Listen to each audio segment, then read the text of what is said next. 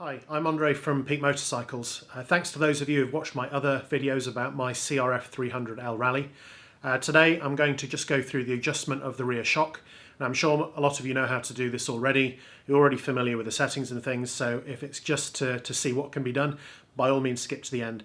For those of you who don't know, I'm going to try and measure the sag of the shock both when there's no weight on the bike, when the bike's resting on the floor, and when I'm sitting on it with my riding gear. To make these measurements, I'm going to use this Motion Pro Sag Scale 2 and use it to measure consistently from the rear axle up to a point I've marked on the bodywork. So here goes. The first thing I have to do is get the bike off the ground so the back wheel is clear so I can measure the suspension at its highest point. So to do this, I'm going to use this bike stand. I'm just going to slip it underneath. I wasn't sure how it was going to behave with the plastic skid plate, but until I get the metal one, I guess I have no choice. So that just pushes in underneath that. I'll try and get it roughly in the middle. Yeah, that looks pretty good. So just rock the bike up and onto it, push down, and there we go. Bike's on the stand, and the rear wheel, as you can see, is clear of the ground. As I mentioned, I'm going to be using this Motion Pro Sag Scale 2. So this opens out, and it's basically got a marker point on this end, which you can use to put against the rear axle, and then a measurement on the other end, so you can measure how far it's changed just from zero. Now you can of course do this as well with a tape measure, but I think I'm going to be doing this quite a lot on quite a few bikes, so I thought it was worth investing in something to try and do it properly. Okay then, so what I'm going to do is I'm going to take the scale and I'm going to put the end point in the rear axle. Now what you really need is a consistent point on the bike. Now some people have been actually putting a mark on the bodywork, but given we've got this helmet catch, I'm actually just going to use that and the little mark on the edge of it. So I'm just going to undo that screw, just drop that down until that reads 0, but not quite. There we go. Okay, so level with the catch, that is my starting point, zeroed into there. Okay, so now that's done, the next thing to do is to get the bike off the stand, back wheel on the ground, and measure how much it's changed relative to the initial measurement. So I'm going to flick this up off the stand and back down onto the ground. There we go.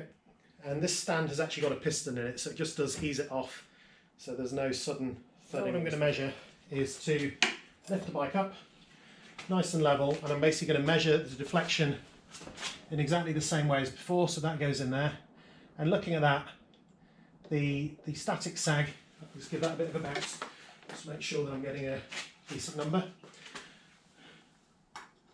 By popping that in there, that's actually measuring pretty much bang on 70 millimeters, which is quite a long way down. The overall suspension travel is 260 millimeters, so for static sag I'd be looking at something like 26 millimeters should be the ideal. When I've got all my riding gear on and I'm sitting on the bike, I'd expect it to be down at 78, so it is set to being really soft. Before I actually start making any changes, I'm going to go and get my biking gear on, I'm going to sit on the bike, I'm going to get Mrs. Peak Motorcycles to come out and measure the rider sag, just so I've got what the initial factory measurements are, and then after that I'll start making changes to the rear preload and see what I can change it to. Back in a moment. I've got my biking gear on, I've got my boots, got my jacket, got my lid. I haven't actually quite got everything on, but I think the weights are probably near enough to where I'll be. So I'm going to now sit on the bike, get my weight as far forward as possible, almost like you would when you're riding a motocross bike, and I have my lovely assistant who is going to measure the suspension sag. So here we go. I'm just going to bounce on that a little bit, and then there we go. So go for it.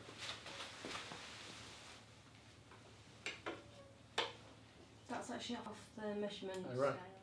So there we go. So actually with it as it is, it's so far off, it's off the scale, and I think that's reading up to 120 millimeters. So it's definitely going to need some more preload, so I'll put that on and then we're going to measure again. Hopefully you can see in there the two lock rings that are on top of the rear shock. So Honda have very helpfully painted two little yellow marks on each one, so we can see exactly where it was set to. I'm not going to be able to have the camera in place while I'm actually adjusting it, so I'm going to move the camera away, and then I'm going to get a drift, and I'm going to knock that first top ring anti-clockwise, so move the top one to the right, which will hopefully free it up, and that will then give me an opportunity to get something on the lower one and knock that round. And I think because it is so far off at the moment, I'm actually going to try and knock it round twice. There we go. Take a look in there, you can see I've just moved the two yellow lines apart. So I'm just going to carry on doing that to release the top one. So now that's loose, and I can just move that up quite easily with my fingers. Take a look in there. So the next thing to do is to get the drift on it the other way around.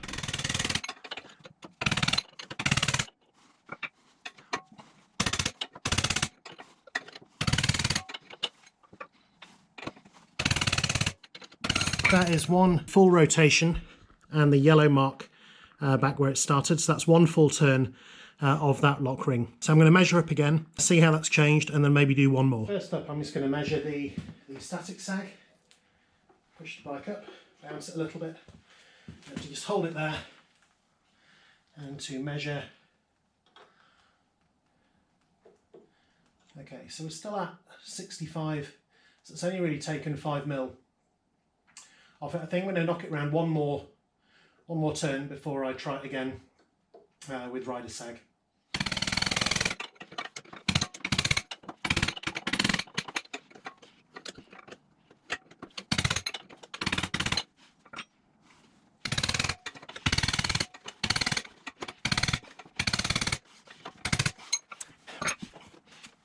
Okay then, so that is 2 turns all the way around. I don't actually think there's a great deal of thread to go beyond that, so that might actually be as far as I can push it. Still, I'm going to measure up anyway, and I'll see where I am. Measuring the static sag. There we go. Bounce the bike around a bit, and then pop that in there. Okay, so we're still at around 60, so we're still quite a long way off where it was, but let's see what happens now when I get on the bike. Okay, go for it. Ready? It's off the scale.